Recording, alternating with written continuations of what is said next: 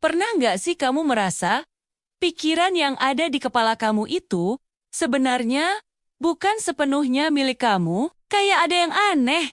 Seolah-olah kamu lagi ngikutin sebuah naskah yang nggak pernah kamu tulis sendiri. Kalau kamu pernah merasa begitu, mungkin kamu nggak salah. Kita seringkali percaya bahwa kita adalah individu yang bebas dengan pikiran dan keinginan yang otentik. Tapi, gimana kalau aku bilang, sebagian besar dari apa yang kita anggap sebagai diri kita, nilai-nilai yang kita pegang, cita-cita yang kita kejar, bahkan keyakinan yang kita anut sebenarnya, adalah produk dari sistem sosial di sekitar kita. Coba deh kita pikirin bareng-bareng. Sejak kita lahir, kita sudah masuk ke dalam sebuah sistem. Sistem pertama adalah keluarga. Orang tua kita menanamkan nilai-nilai dasar, apa yang benar dan salah, apa yang baik dan buruk. Mereka membentuk fondasi cara kita memandang dunia. Lalu, kita masuk ke sistem pendidikan. Sekolah nggak cuma ngajarin kita baca tulis dan berhitung, tapi juga mengajarkan cara berpikir yang benar,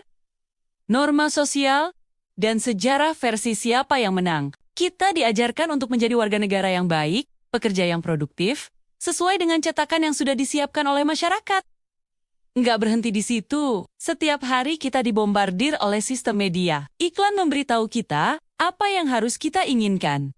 Produk apa yang akan membuat kita bahagia? Berita membentuk opini kita tentang isu-isu global dan lokal. Film dan serial TV menunjukkan kepada kita gambaran ideal tentang cinta, kesuksesan, dan kehidupan yang sempurna. Secara sadar atau tidak sadar, semua ini meresap ke dalam pikiran kita, membentuk selera, aspirasi, dan bahkan ketakutan kita. Kita seolah-olah disetting untuk memainkan peran tertentu dalam sebuah drama sosial yang besar. Ironisnya, setelah kita disetting oleh sistem ini, kita kemudian menjadi agen yang ikut menyeting orang lain. Kita meneruskan nilai-nilai yang kita terima ke anak-anak kita. Kita menghakimi orang lain yang gak sesuai dengan norma yang kita yakini. Kita ikut menyebarkan tren dan opini yang kita dapat dari media. Siklus ini terus berputar. Dari generasi ke generasi, kita semua adalah aktor sekaligus sutradara dalam drama ini. Kita adalah produk dari sistem, sekaligus menjadi pembangun sistem itu sendiri.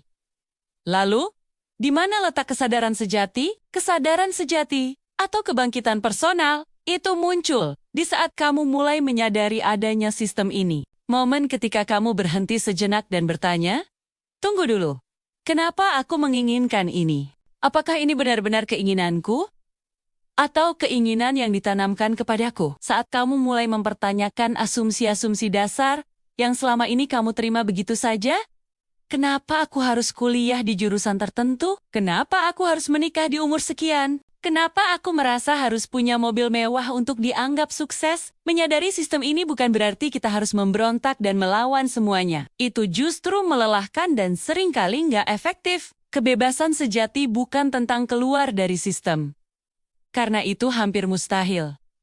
Kita adalah makhluk sosial. Kebebasan sejati terletak pada kemampuan kita untuk memahami pola-pola yang mengendalikan kita. Saat kamu sadar, kamu nggak lagi menjadi boneka yang dikendalikan oleh tali tak kasat mata. Kamu menjadi pemain yang sadar akan aturan mainnya. Kamu bisa memilih untuk mengikuti arus dengan kesadaran penuh, atau berenang ke arah yang berbeda jika itu sesuai dengan nilai sejatimu. Kamu bisa memfilter informasi dari media, kamu bisa memilih nilai mana yang mau kamu adopsi dari keluargamu, dan kamu bisa mendefinisikan ulang arti sukses versimu sendiri. Jadi, mulailah dengan observasi, amati pikiranmu, amati keinginanmu, amati reaksimu terhadap lingkungan. Tanyakan, mengapa lebih sering? Dengan begitu kamu nggak hanya hidup, tapi kamu benar-benar sadar saat menjalani hidupmu. Kamu mengambil kembali kendali atas naskah hidupmu sendiri. Terima kasih sudah menonton. Semoga bermanfaat. Sampai jumpa di video berikutnya.